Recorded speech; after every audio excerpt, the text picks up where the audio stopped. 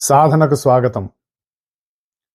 సాధనలో మనకి 2 వారాలు చిన్న గ్యాప్ వచ్చింది.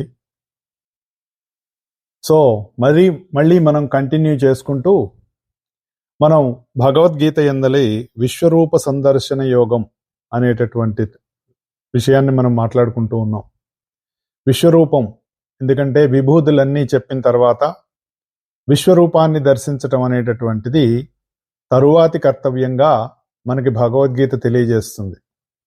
ఎందుకంటే ఎక్కడెక్కడ ఏమేమిటిలో నుంచి మనం దైవాన్ని అనుభూతి చెందవచ్చు అనేటటువంటి విషయం మనకు తెలిసిన తర్వాత, అంటే మనకి కేవలం ఒక థియరిటికల్గా తెలిసిన తర్వాత దాన్ని తిరిగి మనం ప్రాక్టికల్గా అనుభవించడం అనేటటువంటిది తర్వాతి అంశం. ఎందుకంటే మనకు ఏదైనా మామూలుగా మనం కెమిస్ట్రీ ల్యాబ్లో కానీ ఫిజికల్ ల్యాబ్లో కానీ చిన్నప్పుడు కాలేజీలో చదువుకునేటప్పుడు ఏదైనా ఒక విషయం మనం థియరీగా మనకు చెప్పినప్పుడు దాన్ని ప్రాక్టికల్స్ అనేటటువంటివి మనకు ఉండేవి. అటువంటి ప్రాక్టికల్స్లో భాగంగానే విషయం అంతా నువ్వు నాకు ఎలాగో చెప్పావు, చాలా చక్కగా వర్ణించావు, నువ్వు ఎలా వర్ణించావో నీ గురించి నువ్వు వర్ణించావు. అంటే సమస్త జగత్తంతా నిండి ఉన్నటువంటి ఒకానొక తత్వం మాట్లాడుతున్నప్పుడు ఎలా ఉంటుంది అన్నది మనకు భగవద్గీత తెలియజేస్తుంది. ఇమం వివస్వతే యోగం ప్రోక్తవానహమవ్యయం వివస్వాన్ మనువే ప్రాహు మనురిక్ష్వాకవి బ్రవీత్ అని జ్ఞానయోగంలో మొట్టమొదటి శ్లోకం. అసలు ఈ శ్లోకం లేకపోతే మిగిలిన భగవద్గీతకి ప్రాణం లేదు. నేను చెప్పాను అనేటటువంటి విషయం మొదలుపెట్టినప్పుడు అదేంటి నువ్వు నేను ఒకసారి వచ్చిన వాళ్ళమే, నువ్వెలా చెప్పావు, సూర్యుడికి ఎలా చెప్పావు, సూర్యుడు ఎప్పుడు వాడు అనేటటువంటి విషయాన్ని అర్జునుడు అడగటం, అక్కడి నుంచి తన యొక్క యోగైశ్వర్యం, విభూతులు, మరి సమస్త జగత్తంతా తాను ఎలా నిండి ఉన్నాడు, జగత్తుగా ఎలా ఉన్నాడు అనేటటువంటి విషయాన్ని మనకి చెప్తూ అన్నీ చెప్పిన తర్వాత ఆయన అంటాడు, నాకు మరి మోహం తొలగింది, నువ్వు చెప్పిన విషయాల వల్ల మోహం నాకు కొంత తొలగింది, కానీ నాకు నీ దివ్యమైనటువంటి ఐశ్వర్య రూపాన్ని కళ్ళారా చూడాలి అనేటటువంటి విషయాన్ని నేను కోరుకుంటున్నాను. నాకు ఒక్కసారి ఆ ఐశ్వర్యాన్ని నువ్వు చూపించు అని చెబుతూ అక్కడ ఏమంటాడంటే, ఎలా దర్శనం చేస్తాడు మరి దర్శనం చేయాలి అంటే తనకి కలిగింది సంకల్పం. ఆ సంకల్పం ఎవరికి కలిగింది? ఇక్కడ గనక మనం కొంచెం లోతుగా ఆలోచిస్తే మనకు తెలుస్తుంది. నేను చూడగలనని అంటే ఐ కెన్ సీ అని నీకు అనిపిస్తే, నువ్వు సంకల్పిస్తే నాకు ఆ దర్శనం కలగజేయి అనేటటువంటి విషయాన్ని అర్జునుడు అడుగుతాడు. ఇది ఎందుకు చెప్తున్నానంటే ఈ విషయం మనం ఏదైనా పెద్దవాళ్ళ దగ్గరికి వెళ్ళినప్పుడు నాకు ఆ అర్హత ఉందో లేదో తెలియదు కదా. మనం ఏమనుకుంటామంటే ప్రతిదానికి కూడా నేను అర్హుణ్ణి అని అనుకుంటాం, నేను చాలా గొప్పవాడిని అనుకుంటాం, మన గురించి మనం చాలా గొప్పగా ఊహించుకుంటాం. నేను చాలా గొప్పవాడిని, నేను చాలా ధర్మాత్ముడిని, నేను చాలా మహాత్ముడిని, కాబట్టి నా తర్వాత వచ్చే నా పిల్లలు కూడా మహాత్ములు అయిపోతారు, వాళ్ళు ఏదో ఇదే భావన ఉంటుంది మనకి. అది అవునా కాదా, నిజంగా మనం మహాత్ములు అని మనం ఆలోచించాం. నాకు ఎందుకు లేదంటారు ఈ అర్హత అని మాట్లాడుతూ ఉంటాం. మనమే అన్ని నిర్ణయాలు చేసేస్తూ ఉంటాం. కానీ ఇక్కడ ఈయన ఏమంటున్నాడు, మన్యసే యది సశ్చక్యం మయా ద్రష్టుమితి ప్రభో యోగేశ్వర తతో మే త్వం దర్శయ ఆత్మనమవ్యయం. నాకు ఆ రూపాన్ని చూడటం సాధ్యమే అని నీవు భావిస్తే, అంటే ఎస్ అర్జునుడు ఇప్పటి వరకు నేను చెప్పినటువంటి సమస్త విభూతులన్నింటినీ కూడా నాలో దర్శనం చేయగలడు అనేటటువంటి సంకల్పం నీకు కలిగితే నాకు ఆ దివ్య స్వరూపాన్ని చూపించు అన్నాడు. దర్శయ ఆత్మానం, నాకు చూపించు అని అన్నాడు. మనం పెద్దవాళ్ళ దగ్గరికి ఎవరి దగ్గరికైనా వెళ్ళినప్పుడు, ఏమండి నా గురించి నాకు ఏమీ తెలియదు, నాకు ఇది మంచిది అనిపిస్తే మీరు నాకు అనుగ్రహించండి అనేటటువంటిది సరి అయినటువంటి ప్రార్థన. మనం మామూలుగా కోరికలు దేవుడి దగ్గరికి వెళ్ళి కోరికలు కోరతాం కదా, నిజంగా వాటిని మనం ఏమనాలంటే ప్రార్థన అనాలి.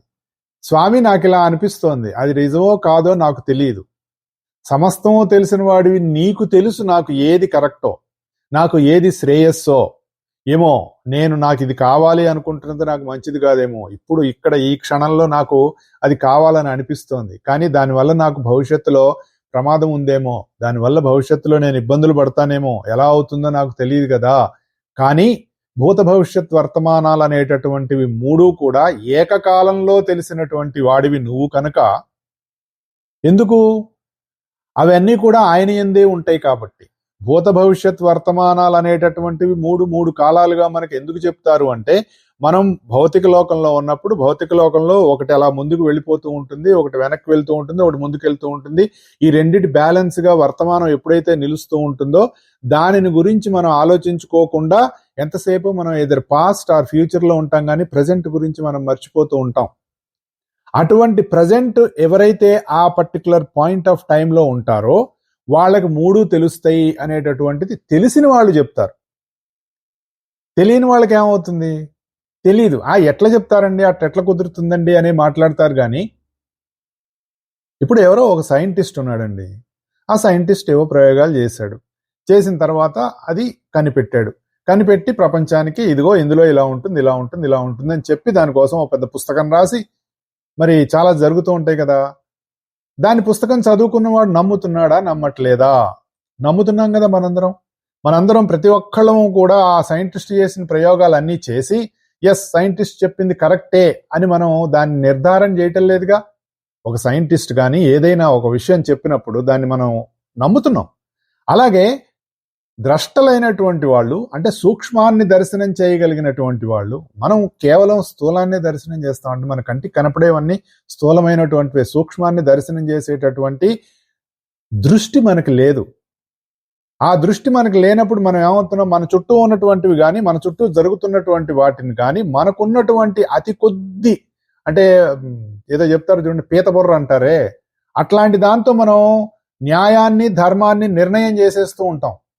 అది చాలా అన్యాయం అండి, వాడు అలా చేయటం ఏంటి, అయ్యో పాపం ఆవిడ అలా వెళ్ళిపోవటం ఏంటండి, మంచి ఆవిడే, లేదంటే ఇలా జరగటం ఏంటండి, దేవుడు అన్యాయం అండి, దేవుడికి దయ లేదండి, ఇలా రకరకాలుగా మనం జస్టిఫై చేసేసి మనమే నిర్ణయం చేసేస్తూ ఉంటాం. ఏది మనకున్న పీత బుర్రతో. పీత అంటే పీత ఎంత ఉంటుంది, ఇందులో దాని బుర్ర ఎంత ఉంటుంది, అందుకని పీత బుర్ర అన్నారు. అసలు మనకి బుర్రే లేదు, అలా మనం నిర్ణయాలు చేసేస్తూ ఉంటాం. అందుకని ఏం చెప్తారు, దైవం దగ్గరికి వెళ్తే కోరిక కోరటం కాదు, ప్రార్థన చేయమని చెప్తారు. ప్రేయర్, ప్రార్థన అనేటటువంటిది వేడుకోలు, ఒక విన్నవించుకోవటం. ప్రార్థన అనేటటువంటిది విన్నవించుకోవటం. ఆ వేడుకోలు నువ్వు ఎప్పుడైతే చేస్తావో నీకు ఏది మంచో అది జరగటం అనేటటువంటిది అవతల నుంచి అనుగ్రహంగా మనకు వస్తుంది. అదే విధంగా ఈయన ఏం చెప్పాడంటే, స్వామి నాకు నీకు అనిపిస్తే yes this guy is capable and this guy is eligible, అప్పుడు నాకు నువ్వు చూపించు, అప్పుడు నాకు అనుభూతి అవుతుంది. ఇప్పటి వరకు నాకు కేవలం దాని గురించిన టెక్స్ట్ తెలుసు, but I don't know the real experience. ఒక పలాని స్వీట్ గురించి పెద్ద పుస్తకం రాశాడు ఒక ఆయన. ఆ పుస్తకం చదివినంత మాత్రాన మనం స్వీట్ తిన్నట్టు అవుతుందా? అవదు కదా. ఎప్పుడవుతుంది, ఆ స్వీట్ మనం తింటే, ఆ స్వీట్ నుంచి వచ్చే అనుభూతిని మనం పొందితే అప్పుడు అది మనకి అనుభవంలోకి వస్తుంది. అదే విషయాన్ని ఇక్కడ అడిగాడు అనమాట. నాకు అనిపిస్తే నువ్వు నాకు చెప్పు అనేటటువంటి విషయాన్ని చెప్పినప్పుడు మామూలుగా వెంటనే ఆయన దర్శనం ఇవ్వటం అనేటటువంటిది జరిగింది ఇక్కడ. మామూలుగా మనకెందుకు మనం ఆయన ఒక మాట అంటాడు, ఇదిగో చూడు, కానీ నువ్వు ఈ కళ్ళతో చూడలేవు, నీకు దివ్య దృష్టి ఇస్తున్నాను అన్న విషయాన్ని మనకు చెప్తాడు ఇక్కడ. దివ్య రూపాన్ని చూపించను అన్నప్పుడు ఈ దివ్య రూపాలు ఎలా ఉంటాయి, ఆల్రెడీ విభూతి యోగంలో ఓ పెద్ద లిస్ట్ ఇచ్చేసాడు. మామూలుగా మనకి ఎందుకు కనపడదు అనేటటువంటి దాని గురించి కూడా మనం కొంచెం చెప్పుకోవాలి. ఎందుకు మనం అలా చూడము, ఎందుకంటే భౌతికతలో మనం ఇరుక్కుపోయి ఉన్నాం. మామూలుగా మనం ఎలా ఉంటామో మనకు తెలుసా? నెంబర్ 1 పాయింట్, అసలు ఈ భూమి మీద అద్దం అనేటటువంటిది లేదనుకోండి, మనం ఎలా ఉంటామో మనకు ఎలా తెలుసు? కెమెరాలు లేవు, అద్దాలు లేవు, ఫోటోలు తీసేవాళ్ళు లేడు, ఉన్నారు అనుకోండి, మనుషులు ఉన్నారు అందరూ. అవతలవాడు ఎవడో అరే నేను ఎలా ఉంటానరా అంటే వాడికి తెలిసింది, వాడికి దోచింది వాడు చెప్తూ ఉంటాడు. దానికి నిర్ధారణ ఏంటి? మనం ఏం చేస్తాం, అద్దంలో చూసుకున్నప్పుడు మన ప్రతిబింబాన్ని చూసుకొని, ఓహో ఇది నా రూపం, జుట్టు జరిగిపోయిందని తలకాయ దూకోవడం, బొట్టు పెట్టుకోవడం, ఇది నా చెయ్యి, ఇది నా తలకాయ, ఇది నా కాలు, ఇది నా దేహం, ఇది నా మనస్సు. అది ఉందో లేదో మనకు తెలియదు, కానీ మనస్సు అనేస్తాం.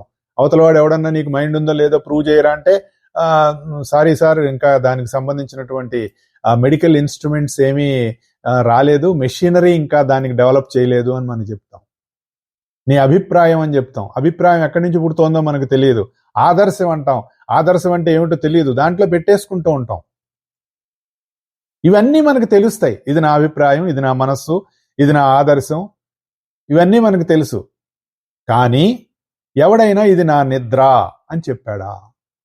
అట్లాగే ఇది నా మరణం అని ఎవడైనా తెలుసుకున్నాడా? ఎవడు చావు వాడికి తెలీదు. ఈ విషయం గురించే సిరివెన్నెల గారు ఒక పాట రాశారు, మనందరికీ చాలా కాకపోతే ఆ పాట ఎక్కువగా ప్రచారంలోకి రాలేదని పాపం ఆయనే వాపోయారు కూడా. ఎప్పుడూ ఒప్పుకోవద్దురా ఓటమి, ఎప్పుడూ వదులుకోవద్దురా ఓర్మి అని ఒక పాట ఉంది. విశ్రమించవద్దు ఏ క్షణం, విస్మరించవద్దు నిర్ణయం, అప్పుడే నీ జయం నిశ్చయం రా అని. ఈ పాట ఎప్పుడో ఏదో ఒక సినిమాలో 92లో రాశారట, పట్టుదల అనే సినిమాలో. ఆ సినిమా కూడా ఫెయిల్ అయింది, ఈ పాట కూడా అంత సక్సెస్ బయటికి రాలా. సక్సెస్ కాదు, బయటికి రాలా. అందులో ఒక మాట అంటారు ఆయన, ఆయువంటూ ఉన్న వరకు చావు కూడా నెగ్గలేక శవం పైన గెలుపు చాటురా. నీకు ఆయు ఉన్నంత కాలం చావు నీ మీద గెలవలేదట. అసలు ఆ భావం చూడండి ఆయన ఇచ్చినటువంటిది. అంటే ఎవడు కూడా నేను చచ్చిపోయానని క్లెయిమ్ చేయలేడుగా. ఇప్పుడు మామూలుగా డెత్ సర్టిఫికెట్ వేరే వాళ్ళు బంధువులు ఇంకెవరో వెళ్ళి అక్కడ పలానా ఆయన చనిపోయాడండి అని అన్నప్పుడు ఆయనకి సంబంధించినటువంటి విషయాన్ని తీసుకెళ్లి దాంట్లో పెట్టి మరి చెప్తారు. కానీ మరి అలా కాకుండా సార్ నేను చచ్చిపోయాను సార్, నాకు కొంచెం డెత్ సర్టిఫికెట్ ఇస్తారా అని అడిగినటువంటి సన్నివేశం ఎక్కడైనా భూమి మీద ఉందా? లేదు కదా, ఎవడు క్లెయిమ్ చేయలేడు. అలాగే నేను పుట్టాను సార్ అని పుట్టంగానే ఎవడన్నా వెళ్ళి మరి బర్త్ సర్టిఫికెట్ తెచ్చుకుంటున్నాడా? లేదు. ఆయన అంటారు మన పుట్టుకను మనం అనుభవించట్లా, మనకు తెలియదు. అట్లాగే మన చావును కూడా మనం అనుభవించలేం. కానీ మనకి ఇది చావు అని ఎట్లా తెలుస్తోంది? ఇది సిరివెన్నెల గారి మాటలండి, నా మాట కాదు. ఇతరులకు జరిగిన దాన్ని గురించి, చావును గురించి ఎవడికి వాడు కల్పించుకున్నటువంటి ఒక భ్రమ అని చెప్తారు.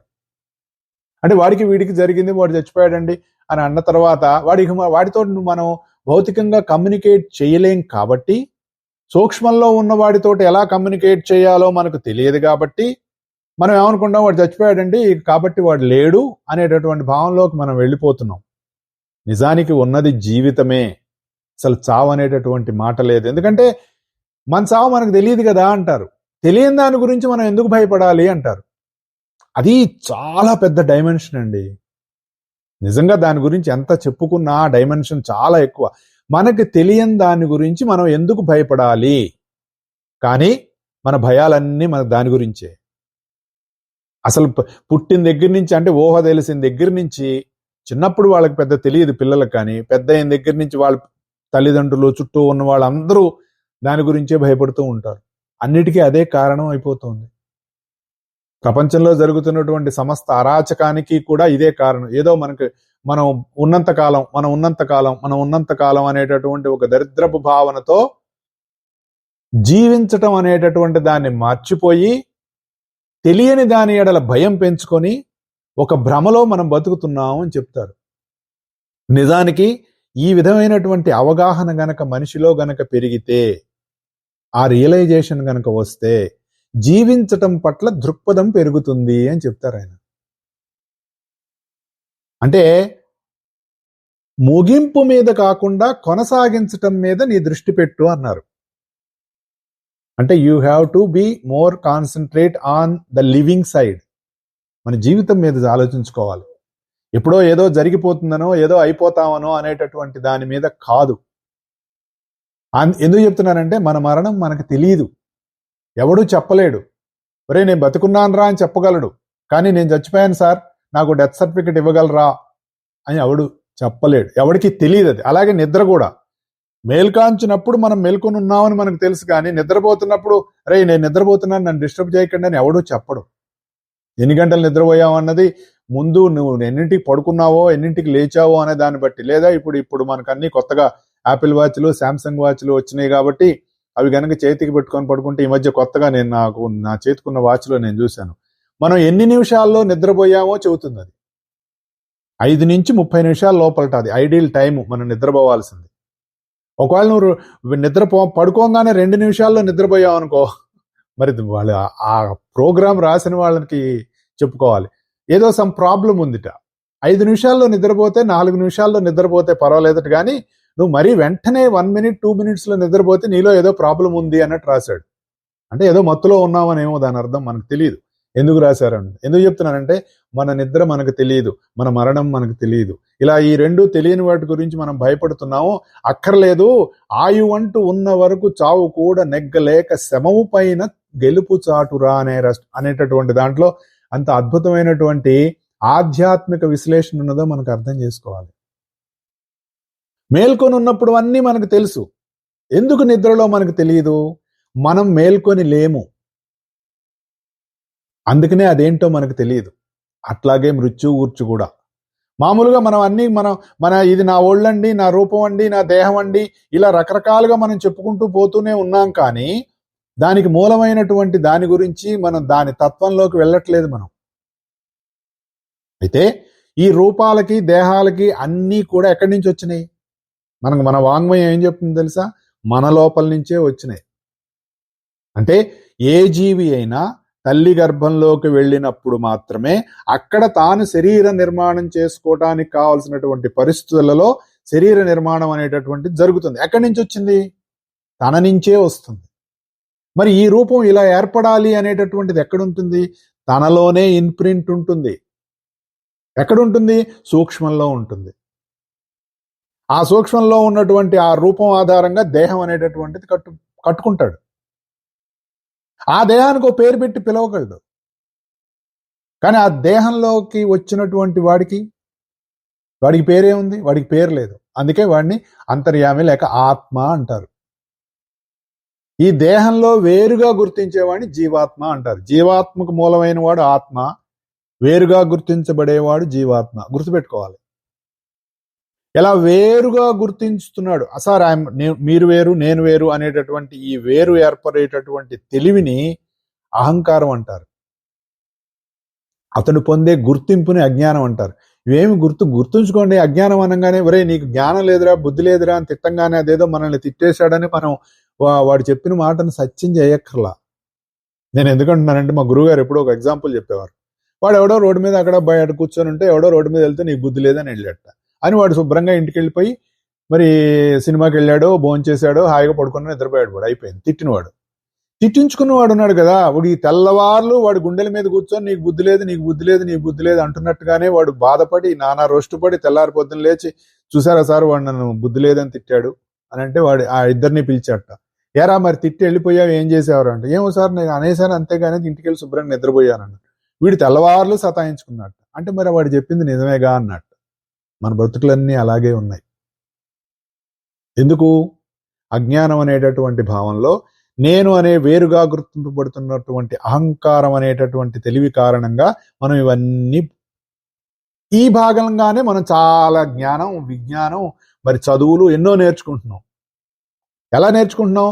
నేను వేరన్న భావంతో మనం నేర్చుకుంటున్నాం. గుర్తుపెట్టుకోండి, నేను వేరు, నా పేరు మంగేషు, లేదా నీ పేరు సుబ్బారావు, నీ పేరు వెంకట్రావు, నీ పేరు రామారావు, ఇలా భావంతో నేను ఫలానా అనే భావంతో మనం నేర్చుకున్నటువంటి సమస్త విద్యలన్నీ కూడా జ్ఞానమైనా సరే అన్నీ కూడా ఈ అజ్ఞానంలో భాగంగానే మనం నేర్చుకుంటున్నాం.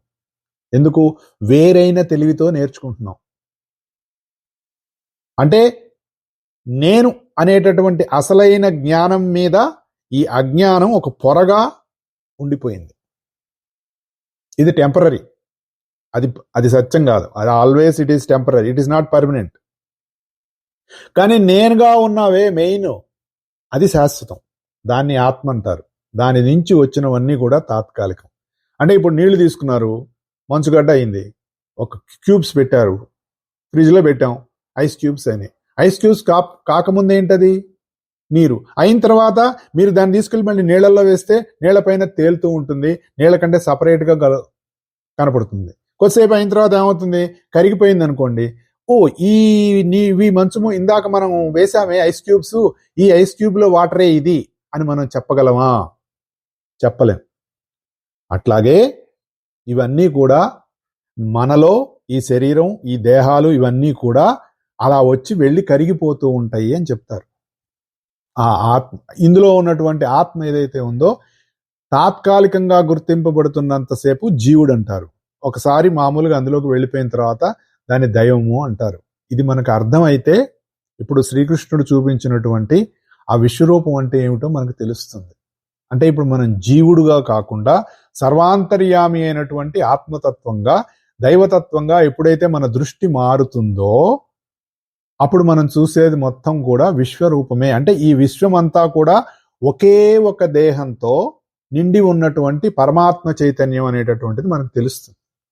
అది విశ్వరూపం అంటే. ఇక్కడ ఏం చెప్తున్నాడు? ఆ మాట అనగానే మరి సంకల్పం ఎవరిది?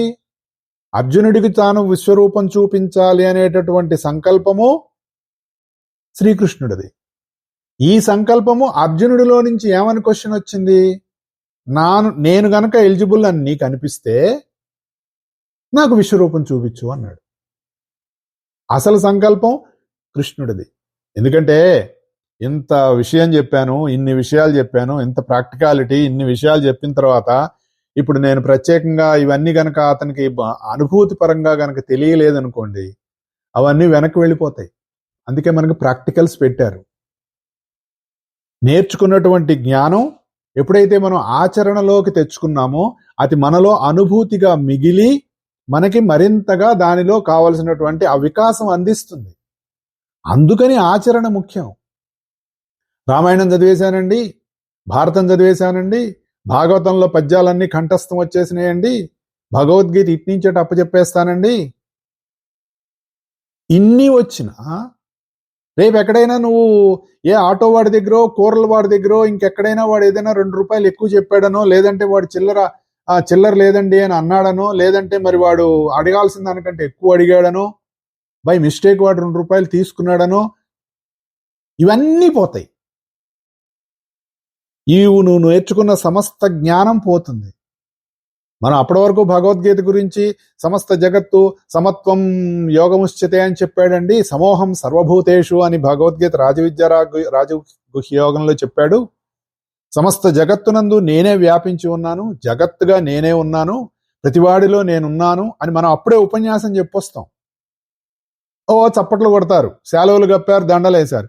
బయటకు వచ్చేటప్పటికే చూద్దాం వీడు చెప్పిన దాంట్లో వీడు ఎంత ఆచరిస్తున్నాడో అని కృష్ణుడే వస్తాడు వేరేవాడి రూపంలో. అది మనం మర్చిపోయి రయ్యని కొట్టేసుకుంటాం వాడితోటి. ఇంకా నువ్వు నేర్చుకున్నది నీకు అనుభూతిలోకి ఎక్కడికి వచ్చింది, నువ్వు దాంట్లో నుంచి నువ్వు ఏమి నేర్చుకున్నావు, దాని నుంచి నీకు కలిగిన వికాసం ఏంటి అని అడిగితే మనమే రాసుకున్న పరీక్షకు మనమే మార్కులు వేసుకుంటాం 0 అని. అంటే నీకు కేవలం పాండిత్యమే సంబంధించిన జ్ఞానమే ఉంది కానీ నీకు దానికి సంబంధించినటువంటి ఆచరణాత్మకమైనటువంటి అనుభూతికి లేదు అనేది మనకే తెలిసిపోతూ ఉంటుంది. అందుకని శ్రీకృష్ణుడు ఏం సంకల్పించాడంటే అర్జునుడికి తాను అనుభూతి పరంగా చూపించాలి ఈ దివ్య ఐశ్వర్యం, విభూతులు తన యందు ఎలా ఉన్నాయి, జగత్తులో ఉన్నటువంటి సమస్తమైనటువంటివి ఎలా ఉన్నాయి అని చూపించడం కోసం శ్రీకృష్ణుడు విశ్వరూపాన్ని చూపించడం అనేటటువంటి జరిగింది. పశ్యమే పార్థ రూపాన్ని శతశోధ సహస్రశ నానావిధాని దివ్యాని నానావర్ణాకృతిని చ అన్నాడు. చూడు, 100 కొద్దీ 1000 కొద్దీ ఉన్న నా దివ్య రూపాలను చూడు అని చెప్పాడు. అవి రకరకాలుగా అనేక రంగుల్లో అనేక ఆకృతుల్లో ఉన్నాయి అని చెప్పాడు. అంటే దాని అర్థం ఏంటి? అంటే ఎన్ని రంగులతో ఎన్ని ఆకారాలతో ఈ విశ్వంలో ఏది నిండి ఉన్నా దాని వెనకాల ఉన్నటువంటి మూలతత్వము నేను అని చెప్తున్నాడు ఇక్కడ. అంటే ఈ సృష్టి యందు ఉన్నటువంటి మూర్తులన్నిటి కూడా అంతర్యామి అయినటువంటి విశ్వాత్మ యొక్క మూర్తులే. అది మనం గుర్తుపెట్టుకోవాలి. నాలో చూడంటే అది. మామూలుగా ఎవడికి వాడు మనం చేస్తాం, మన ఆకారాలు మనం చూడగలుగుతున్నాం కానీ అంతర్యామి అయినటువంటి విశ్వరూపుని దేహాలని తన రూపంలో దేవుడు ఉన్నాడని మనం చూడట్లా. నా రూపంలో దైవం ఉన్నాడని మనం అనుకోం. ఎట్లా అనుకుంటాను సార్ నేను చాలా అబద్ధాలు చెప్పాను, లేదంటే చిన్నప్పుడు మా నాన్నజేబులో డబ్బులు కొట్టేశాను, మరి వీడిని తిట్టాను, మరి అటు పక్కకి వెళ్ళి ఎవడో చూడకుండా సిగరెట్లు తాగాను, బుడ్డీలు కొట్టాను, ఇన్ని చేశాను, నాట్లో దేవుడు ఉండటం ఏంటి సార్, అది తప్పు కదా, దేవుడు అట్లాంటివి చేయడు కదా, కాబట్టి నాలో దేవుడు లేడు, ఇంతే కదా. కానీ యోగి అయిన వాడు ఏం చేసినా నా నుంచి నేను చేస్తున్నాను అనుకోడు. ఎందుకంటే తనకి తాను ప్రత్యేకంగా ఎవడు ఉండడు. సర్వాంతర్యామి అయినటువంటి తత్వమే తనుగా ఉండి ఈ జగత్తులో నడిపించవలసినటువంటి కార్యక్రమం తన నుండి జరగవలసింది జరుగుతుంది అనేటటువంటి భావంలో ఉంటాడు. నువ్వు చూస్తున్నదంతా కూడా అది విశ్వాత్మ యొక్క రూపంలోని భాగాలే అనేటటువంటిది రావు. అట్లా ఎవడైతే చూడగలుగుతాడో అది దివ్య దృష్టి. నువ్వు ఈ కళ్ళతో చూడలేవు అంటాడు తర్వాత. ముందు చూడు అని చెప్పిన తర్వాత నువ్వు ఈ కళ్ళతో చూడలేవు, నీకు నేను దివ్య దృష్టి ఇస్తున్నాను అని చెప్తాడు. ఆ దివ్య దృష్టి ఎలా వస్తుంది? దైవత్వం ఎలా వస్తుంది అంటే అంతటా నిండి ఉన్నటువంటి ఒకానొక తత్వాన్ని దర్శించగలిగినటువంటి దృష్టికి సంబంధించినటువంటి సాధన నిరంతరం కొనసాగుతూ ఉండాలి. ఎలా కొనసాగుతుంది సార్?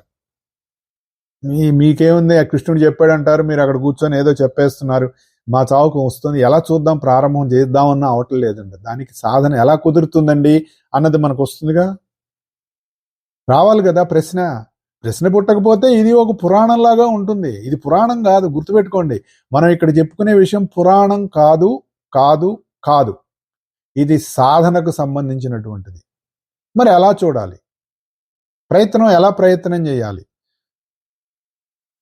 గుర్తుపెట్టుకోవటమే దానికి మార్గం. ఎవరు చెప్పారండి ఈ మాట?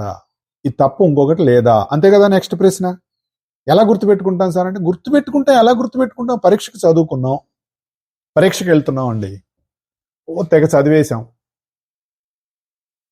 ఎందుకు చదువుతున్నాం? వెళ్ళి పరీక్షలో ఎగ్జామ్ రాయాలి కదా. ఎగ్జామ్ ఎలా రాస్తావు?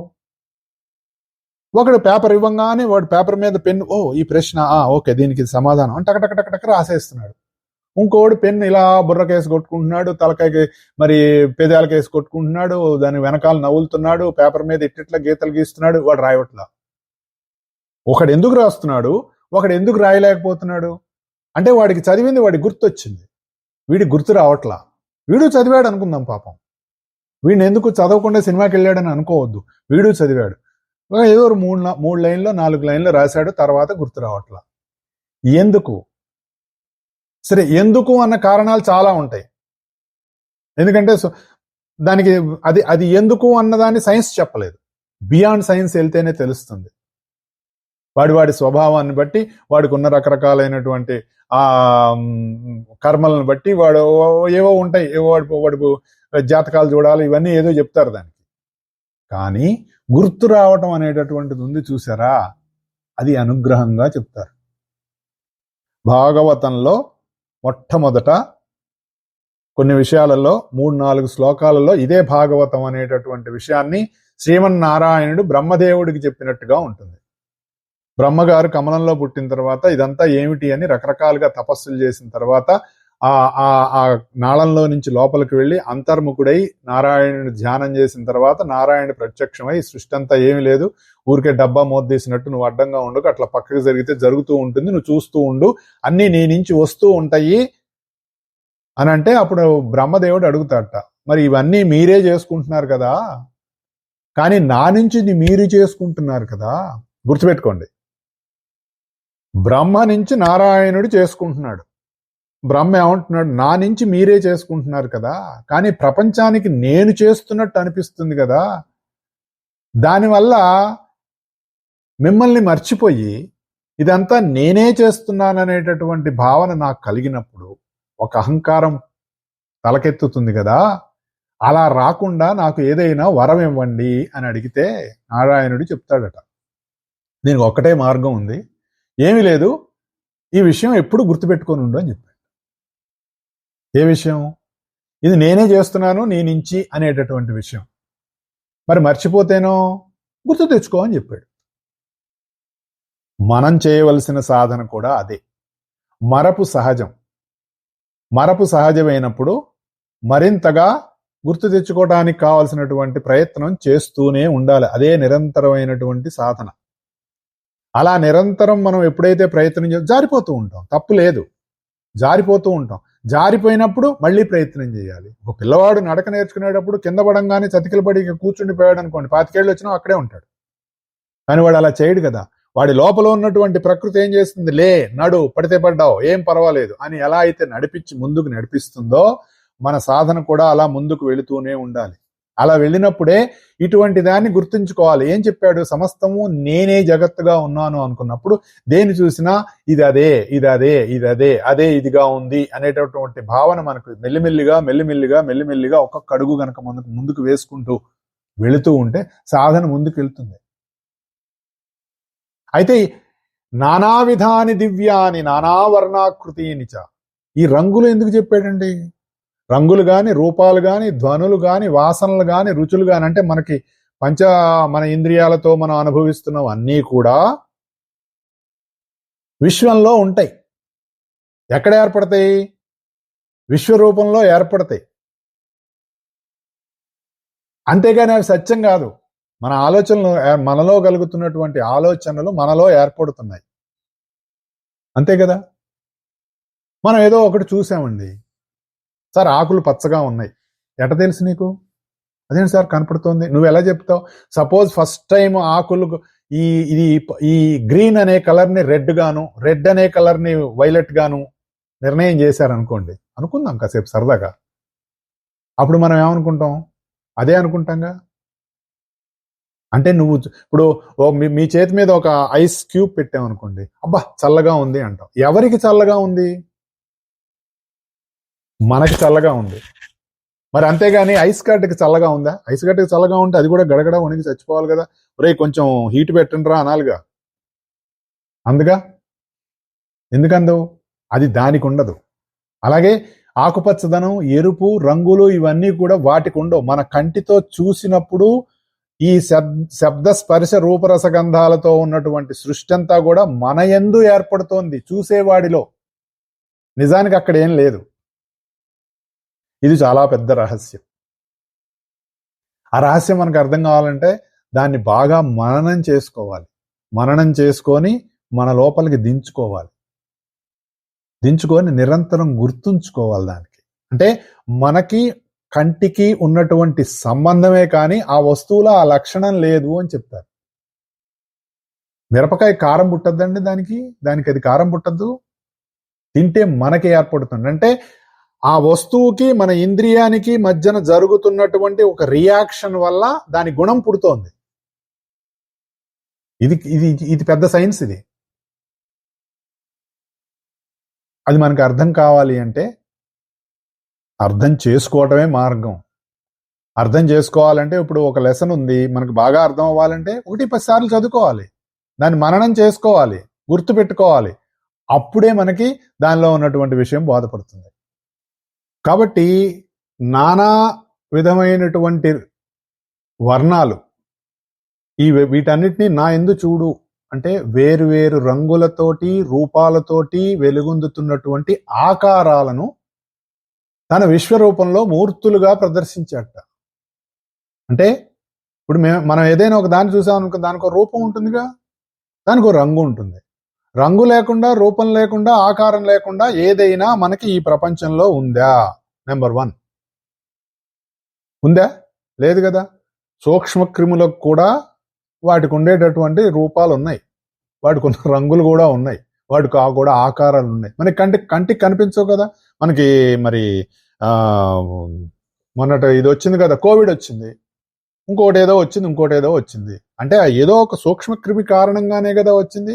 దానికి ఒక రూపం ఉంది కదా. అది ఎలా ఉంటుంది, ఏమిటి, గుండ్రంగా ఉంది, దానికి ఏదో క్రౌన్స్ ఉన్నాయి, రకరకాలుగా మనకు చెప్పారు కదా. అంటే దానికి ఒక రంగు ఉంది.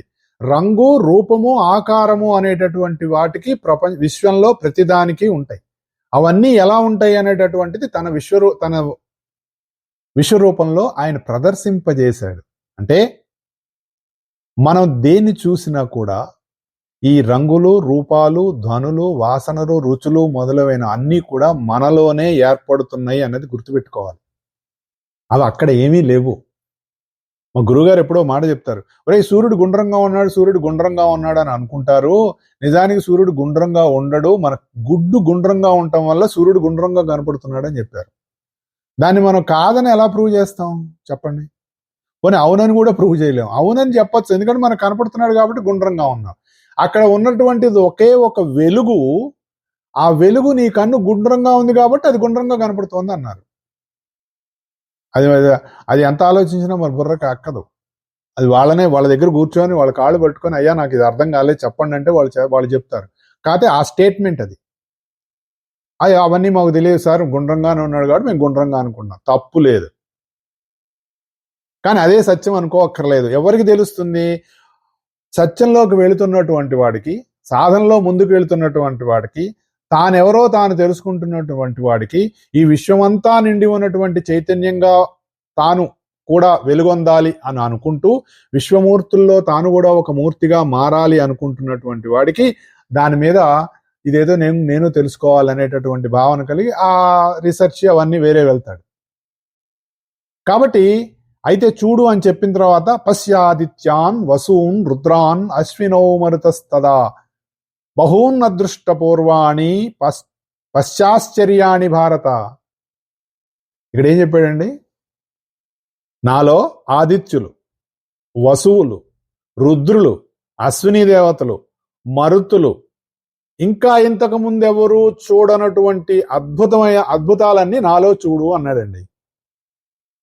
ఇది ఊరికే ఇక్కడ ఆయన అలా అనేసాడండి అని మనం అనుకుంటే ఏమీ లేదు అక్కడ.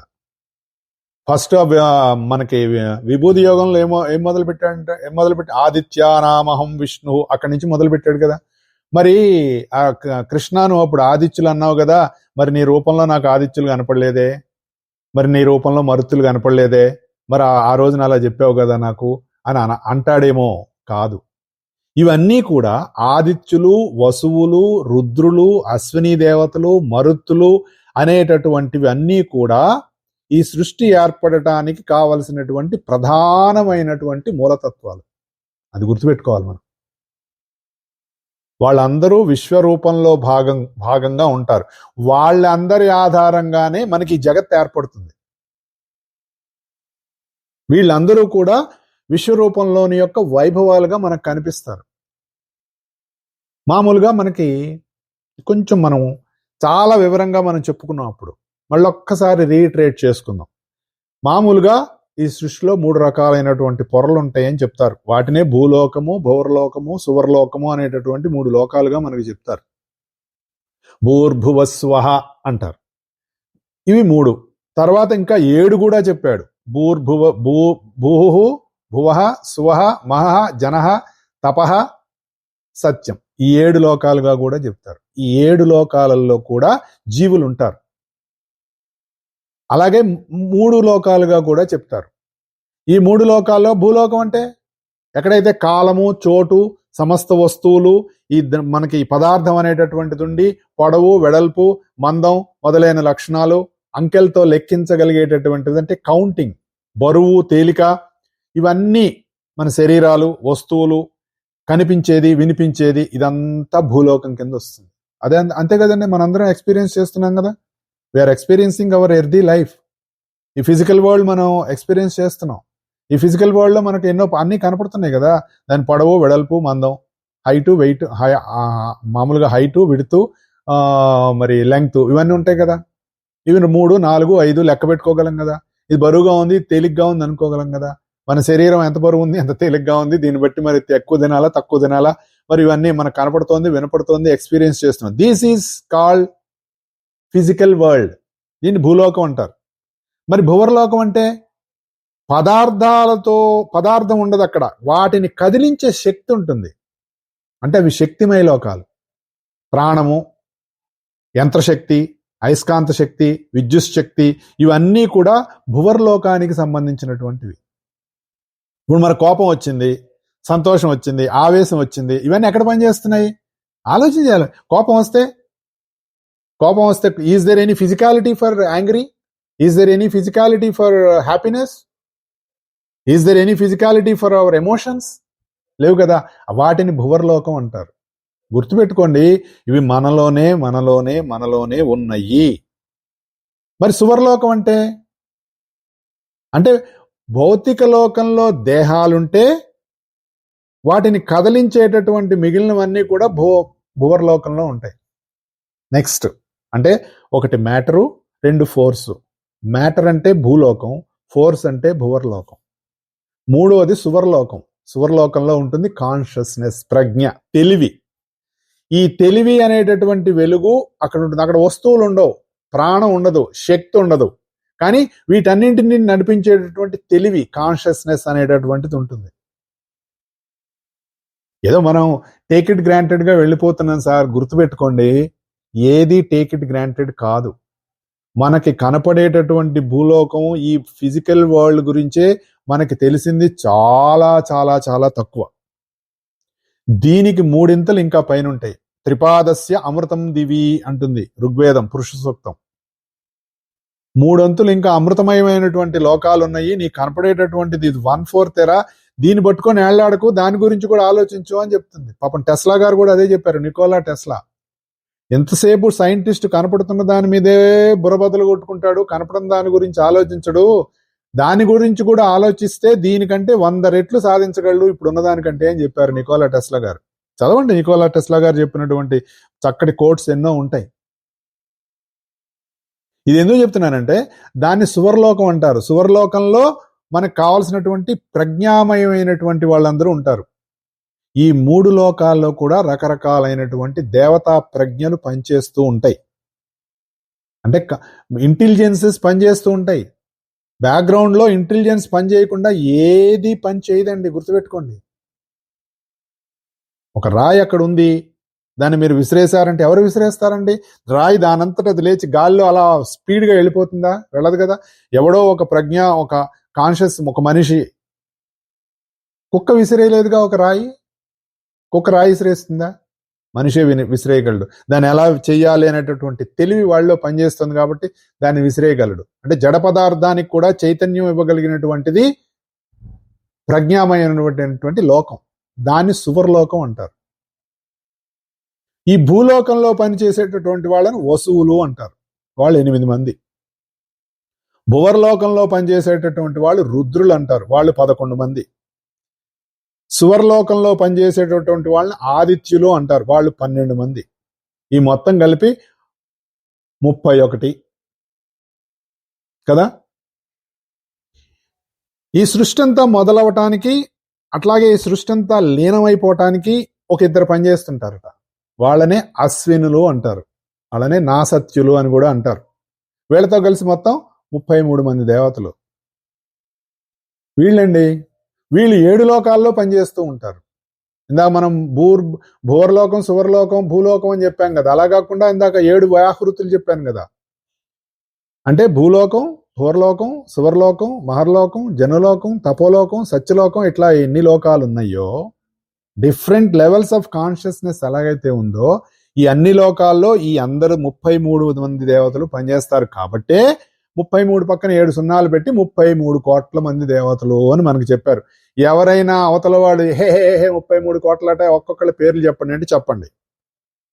12 మంది ఆదిత్యులు, 11 మంది రుద్రులు, 8 మంది వసువులు, 2 అశ్విని దేవతలు, మొత్తం కలిపి 33 స్కౌండ్రల్.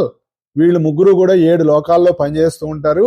ఈ 7 లోకాలు అనేటటువంటిది నీకు తెలిసింది ఒకే లోకం, కానీ దీనిపైన ఇంకా 6 ఉన్నాయిరా. ఆ 6లోంచి దాని గురించి ఆలోచించే బుద్ధి జ్ఞానం నీకు ఇంకా రాలేదు. కాబట్టి ఈ విధంగా హే అని మాట్లాడుతున్నావు అని కుండ బద్దలు కొట్టినట్టు చెప్పండి ఎవరైనా అడిగితే.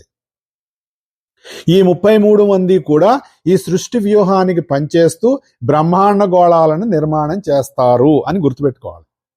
వీళ్ళందరూ కూడా నువ్వు అనుకునేటటువంటి ఈ ధృతరాష్ట్ర దృష్టి, అంటే గుడ్డి దృష్టి, మనకు ఉన్నటువంటి దృష్టిని గుడ్డి దృష్టి అంటారు. కన్ను పొడుచుకున్నా మనకి ఇవి కనపడవు. ఎందుకు? ఆ వైపు మనం లేము. కనపడుతున్నటువంటి ప్రపంచం ఇదే శాశ్వతం, ఈ ప్రపంచమే కరెక్టు, ఈ భౌతిక లోకాన్ని దాటితే ఇంకొక లోకం లేదు అనేటటువంటి గ్రుడ్డితనంలో మనం బ్రతుకుతున్నాం. కాబట్టి మనకి అవేవి కనపడవు. ఎవరికి కనపడతారు? దివ్య దృష్టి ఉన్న వాళ్ళకి కనపడతారు. మరి సామాన్య దృష్టికి ఏం కనపడుతుంది? వాటితో తయారు చేసినటువంటి ఈ దేహాలు, వస్తువులు కనపడతాయి. గుర్తుపెట్టుకోవాలి, నిరంతరం దీని గురించి ఏది చేస్తున్నా బ్యాక్గ్రౌండ్లో ఈ భావం ఒకటి అలా పడుండాలి. పడుంటే మనకు తెలుస్తుందండి, లేకపోతే చాలా కష్టం. ఇవన్నీ అలా వెళ్ళిపోతూ ఉంటాయి. దివ్య దృష్టికి కనపడతారు వాళ్ళు, అవి చూపిస్తున్నాడు. కాబట్టి మొట్టమొదటిగా ఎవరికైనా దివ్య దృష్టి వచ్చింది అనుకోండి, వీళ్ళందరూ కనపడతారు. కనపడితే మనకి ఏమవుతుంది? ఆశ్చర్యం వేస్తుంది. అవునా, వీళ్ళందరూ ఉన్నారా, నిజమా అని అనిపిస్తుంది మనకి. మనం ఏదైనా ఫస్ట్ టైం ఎక్స్పీరియన్స్ చేసామనుకోండి ఒక విషయాన్ని, అరేరే అవునా నిజమే, అప్పుడెప్పుడో మనం పుస్తకంలో చదివాం, ఇది నిజమే కదా అని అనిపిస్తుంది. ఇవన్నీ ఎక్కడ చూపించాడు ఆయన? ఒకే ప్లేస్లో చూపించాడండి. అలా చూపించాడు. ఒక మంచి పెయింటిస్ట్ కాదు, ఈ మధ్య ఏదో మరి ఫుటింగ్ అన్నట్టే ఉంది. పెయింటిస్ట్ కాదు, పెయింటర్. ఒక మంచి చిత్రకారుడు ఏదైనా ఒక చక్కటి చిత్రాన్ని కనుక గీసినట్లయితే ఆకాశం అక్కడే ఉంటుంది, నది అక్కడే ఉంటుంది, చెట్లు అక్కడే ఉంటాయి, ఆ నదిలో ఉన్నటువంటి ఒక పడవ అక్కడే ఉంటుంది, అక్కడే ఎగురుతున్నటువంటి పక్షులు ఉంటాయి, ఆ పక్కనే నేల మీద ఉన్నటువంటి ఓ నెమలో లేకపోతే ఒక కుందేలో ఇంకోటేదో అద్భుతమైనటువంటి ఇంకొక జంతువు అక్కడ అలా చూస్తూ ఉంటుంది. ఆ నదిలో హంసలు వేయచ్చు. అక్కడ ఎన్ని వేసినా ఇవన్నీ ఒకే బ్యాక్గ్రౌండ్ మీద చిత్రపటంలో ఎలా కనిపిస్తాయో, ఇప్పుడు చెప్పినటువంటి ఈ 33 దేవతలు 7 లోకాల్లో ఎలా వ్యాపించి ఈ జగత్తంతా నిర్మాణం చేస్తూ, ఈ దేహాలను నిర్మాణం చేస్తూ, వస్తువులు నిర్మాణం చేస్తూ, గోళాలను నిర్మాణం చేస్తూ మనందరం జీవించడానికి ఎలా ఉన్నారు అనేటటువంటి దాన్ని శ్రీకృష్ణుడు తన ఒక్క దేహంలో చూపించాడు కాదు, తన దేహంగా చూపించాడు. ఇది నా దేహం అంటే ఈ విశ్వమంతా నా దేహం అనేటటువంటి ఒకానొక భావాన్ని అర్జునుడికి కలిగించాడు. ఇవన్నీ ఇక్కడే చూడు. ఇహేకస్తం జగత్కృష్ణం పశ్యాద్య సచరాచరం మమ దేహే గుడాకేశ యశ్చాన్య ద్రష్టుమిశ్చసి. సమస్త చరాచర ప్రాణులతో కూడి ఉన్న సమస్త జగత్తు నా దేహంలో ఒక్కచోటే. ఇహ ఏకస్తం, చూడు, ఇంకా నువ్వేం చూడాలనుకుంటున్నావో అన్ని ఇక్కడే చూడు అన్నాడు. అది ఆ డైమెన్షనే వేరు అసలు. అది మనం బాగా చదువుకొని తవ్వుకుంటూ ఉండాలి. తవ్వుకుంటూ ఉంటే అప్పుడు మనకు దానికి కావాల్సినటువంటి మనకి ఆ రసం అనేటటువంటిది వస్తుంది. అప్పుడు దానిలో ఉన్న రుచి మనకు తెలుస్తుంది. మళ్ళీ మనకి భగవద్గీత చదువుకుందాం అనిపిస్తుంది. భగవద్గీత చదువుకున్నప్పుడల్లా, లేదంటే ఈ డైమెన్షన్ని మనసులో పెట్టుకొని, నువ్వు ఏది చదివినా, ఏది చూసినా, ఏది తిన్నా, నీకు ఏ అనుభూతి కలిగినా, ఈ అనుభూతి మొత్తం నాలో ఉన్న నేను కారణంగా అనుభూతి అవుతోంది అనేటటువంటి భావన కనుక మనకు వస్తూ ఉన్నప్పుడు, మనం మెల్లిమెల్లిగా మనం అనుకుంటున్నటువంటి ఈ లోకలైజ్డ్ కాన్షియస్ నుంచి యూనివర్సల్ కాన్షియస్ లోకి ఒక్కొక్క అడుగు మనం ముందుకు వేస్తూ ఉంటాం. అందుకోసమే ఈ సాధనంతా, ఈ గోలంతా దానికోసమే. ఈ భగవద్గీతలో చెప్పిందంతా ఏంటంటే సమస్త జ్ఞానానికి ఒక క్యాప్స్యూల్ రూపంలో పెట్టేశాడు. ఈ టాబ్లెట్ వేసుకో చాలు, సమస్త రోగాలు పోతాయి. ఏమిటా టాబ్లెట్? నువ్వు ఏదైతే నేను అనుకుంటున్నావో ఆ నేను కాదు. ఆ నేనుకు మూలమైన నేను ఒకటి ఉంది. ఆ నేనులోకి నువ్వు వెళ్ళు. ఆ నేనులోకి నిన్ను తీసుకువెళ్ళేదే భగవద్గీత. దానికోసమే మన ప్రయత్నం. కాబట్టి ఇదంతా చర అచర, కదిలేవి కదలనివి, ప్రాణులు అన్నిటితోటి ఉన్నటువంటి సమస్త జగత్తు నా దేహంలో ఒక్కచోటే చూడంటే ఒక అద్భుతమైనటువంటి ఒక చిత్రాన్ని గీశాడండి. అందులో అంతా కనపడుతోంది. మామూలుగా మనం చూస్తూ ఉంటాం కదా, విశ్వరూపం అనేటటువంటిది ఒక చిత్రపటం ఎవరైనా చిత్రకారుడు గీసినట్లయితే ఏం చూపిస్తాడు? అలా కృష్ణుడు ఉంచుంటాడు, అనేక వేల శిరస్సులుంటాయి, అనేక బాహువులు ఉంటాయి, అన్ని అందులోంచి కనపడుతుంటారు. అర్జునుడు మాత్రం బయట నిలబడి ఉంటాడు. మా గురువు గారు అన్నారు, అదేమిటి అర్జునుడు కూడా అందులోనే ఉండాలి కదా అని. మళ్ళీ అయితే మనకు అలా అర్థమవుతుంది. నిజానికి అర్జునుడు కూడా విశ్వరూపంలో భాగమై ఉంటాడు. అది మనం అర్థం చేసుకుంటే, ఈ నా దేహంలో చూడు అంటే అది నా దేహంలో చూడు అంటే. నీకు ఇంకేమైనా చూడాలనిపిస్తే చూడు అంటే ఏంటి? ఆ చూడాలని ఎలా అనిపించింది నీకు? నేను సంకల్పిస్తున్నా నువ్వు చూడాలని. కృష్ణుడు సంకల్పిస్తున్నాడు, ఇంకా వాడికి ఏమైనా అనిపించాలేమో, అది కూడా అనిపిస్తే నాలో చూసేయి అంటే నువ్వు ఏది చూడాలనుకుంటే అది నాలో కనపడుతుంది. అయితే మరి మనకెందుకు కనపడదు? అన్ని వేరుగా కనపడుతున్నాయంటే ఏకత్వం మనకు ఎందుకు అందటం లేదు అంటే మనం భావించటంలా, దాన్ని మన భావంలోకి దించుకోవటంలా. అలా మనకి ఎప్పుడైతే భావంలోకి అనిపిస్తుందో, ఎప్పుడైతే అలా అనిపించటం ప్రారంభం అవుతుందో దాన్ని అనుగ్రహం అంటారు. ఎప్పుడైతే మనకు ఆ అనుగ్రహం కలుగుతుందో దానివల్ల ఈ చరాచరమైనటువంటి సమస్తము కూడా ఒకే ఒక చైతన్యంలో అలా తేలియాడుతున్నట్లుగా మనకు తెలుస్తుంది. అప్పుడు తెలుస్తుంది. అప్పుడు అర్జునుడు విశ్వరూపంలో అవన్నీ ఎలా చూపించాడు అన్నది మనకు అప్పుడు తెలుస్తుంది. అది నీకు ఈ చక్షువులతో నువ్వు చూడలేవు. ఎందుకు చూడలేవు? వచ్చే వారం చెప్పుకుందాం మనం. ఎందుకు ఈ చక్షువులతో చూడలేవు అని అన్నాడో మనం దానికి వచ్చే వారం చెప్పుకుందాం. అంతవరకు మన సాధన నిరంతరం కొనసాగుతూ అందరిలో ఉన్నటువంటి దైవాన్ని దర్శించడానికి ప్రయత్నం చేస్తూ తద్వారా మనం చక్కటి అనుభూతిని, ఆనందాన్ని, సంతోషాన్ని, తృప్తిని పొందాలని మనసా వాచా కర్మణ కోరుకుంటూ ఈ వారానికి సెలవు తీసుకుంటున్నాను. వచ్చే వారం కలుద్దాం. జై గురుదేవ్.